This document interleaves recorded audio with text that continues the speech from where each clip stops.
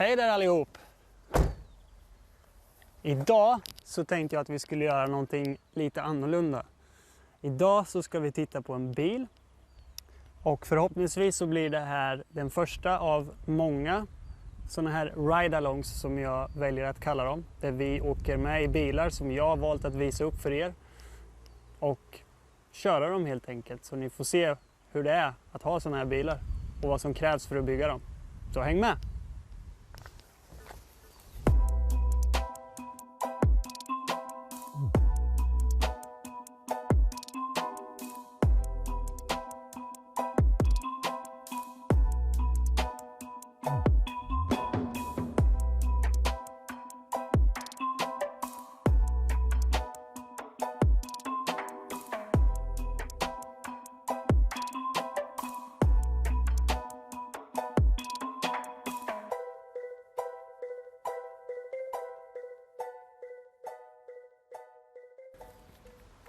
Idag ska vi titta på den här.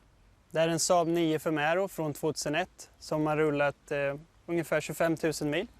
Och ägaren av den här Cosmic Blue Aeron köpte den i april 2009.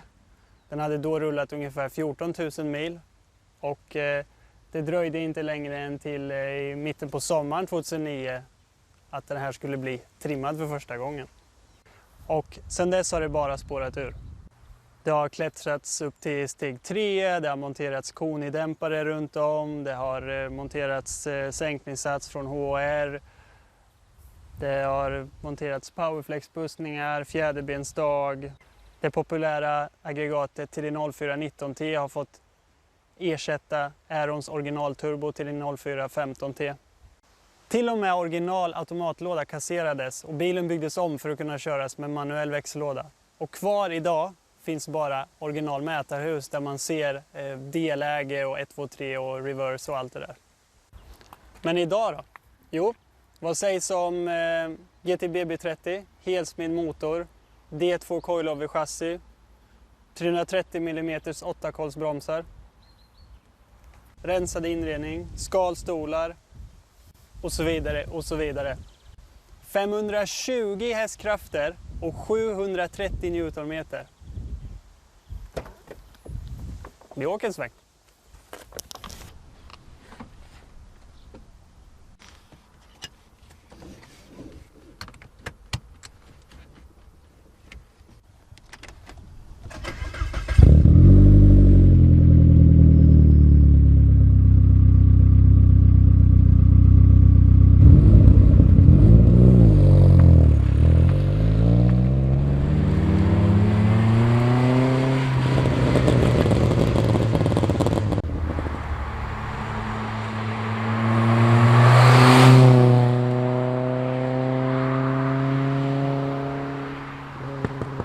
Ja, ni hörde rätt.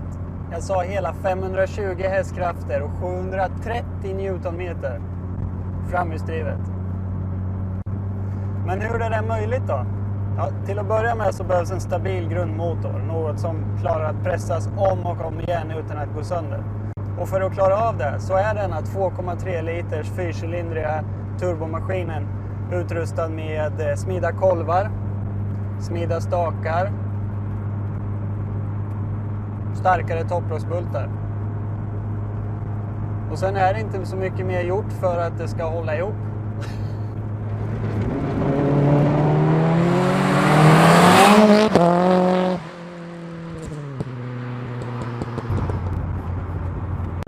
Och för att uppnå de här galna siffrorna och den här hiskeliga körupplevelsen så sitter det en rätt mycket större turbo monterad på. Inte för stor. Det finns större aggregat än det här. Men vad som sitter på är den största GTBB30 med T25-fläns och intern wastegate. Inte för att det spelar någon roll, men det är lite så att ni ska förstå vilket aggregat det är. Det finns ingen större GTBB30 med T25-fläns.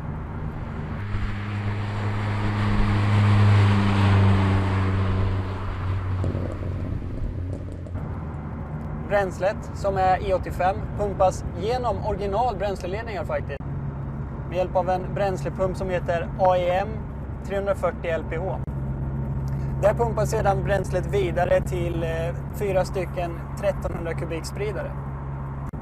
Avgassystemet är 3 tum hela vägen och det levererar ett härligt mullrande så här vid låga varv där laddtrycket håller på att byggas upp. Ett ettrigt vrålande som ni hörde förut på attack och ett otroligt ihärdigt poppande puttrande vid motorbroms.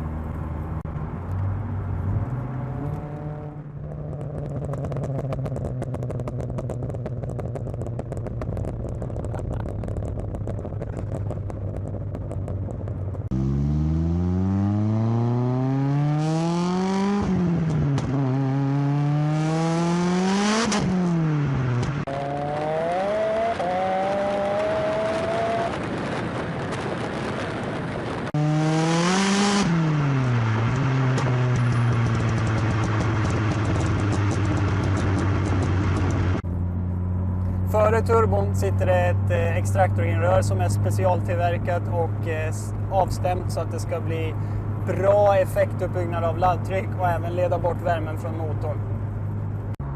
Kylsystemet är uppbyggt av ett otroligt effektivt kit från Do 88 och det innefattar en modellanpassad vattenkylare, en modellanpassad intercooler, otroligt effektiva kylare båda två. Och sen tryckrör och slangar som inte flyger isär eller läcker och spricker och sådär. Även dumpventilen är utbytt till en starkare och hårdare. Och den öppnar och släpper ut närmare 2 bars laddtryck när det lättas på gasen.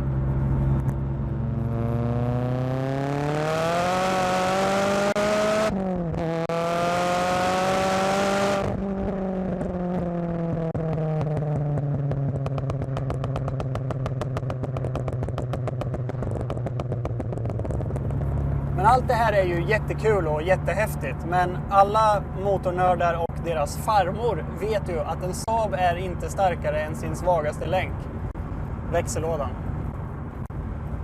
Men även denna är uppgraderad på den här Saaben. Borta är dagarna med rensade drev på 1:an, 2:an, 3:an, 4:an, 5:an, backen och pinjongen.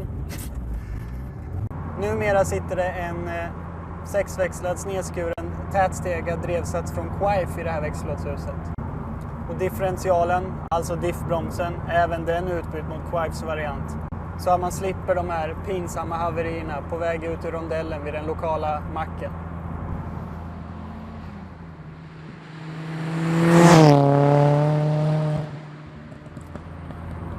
Det här förändrar ju körupplevelsen ganska enormt. Dels så har man ju det här härliga ljudet som blir det tjutande ljudet från växellådan. Och sen även den tätstegade drevsatsen gör ju att det blir drag på alla växlar så fort du släpper upp kopplingen. Och för att hålla det här blåa paketet på vägen så krävs det ju ett ganska bra chassi. Och även det är uppgraderat på den här bilen. Här sitter det ett coilover-kit ifrån D2. Inställda på race spec så att de är lite hårdare än vad man vanligtvis väljer att köra med. D2 bromsar med 8 kolsok, 330 mm skivor fram.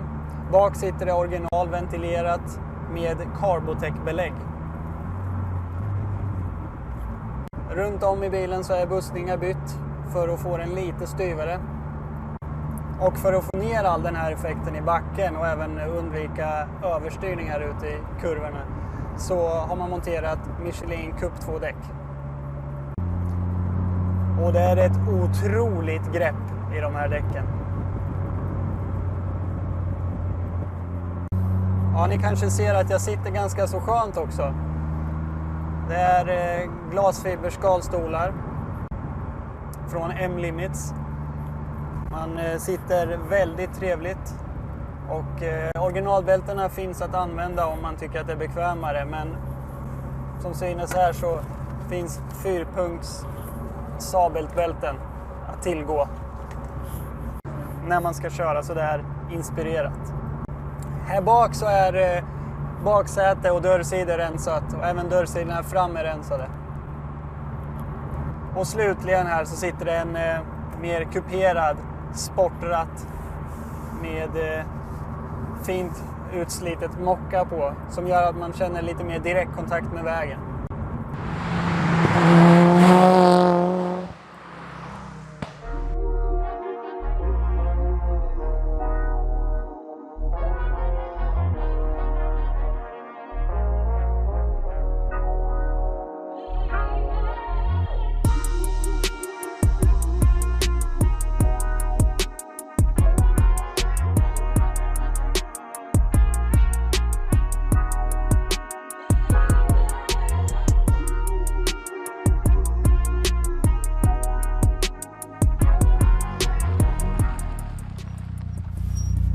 Det var allting jag hade för idag och jag tackar jättemycket för att ni ville hänga med så här länge och kika på det jag hade att visa.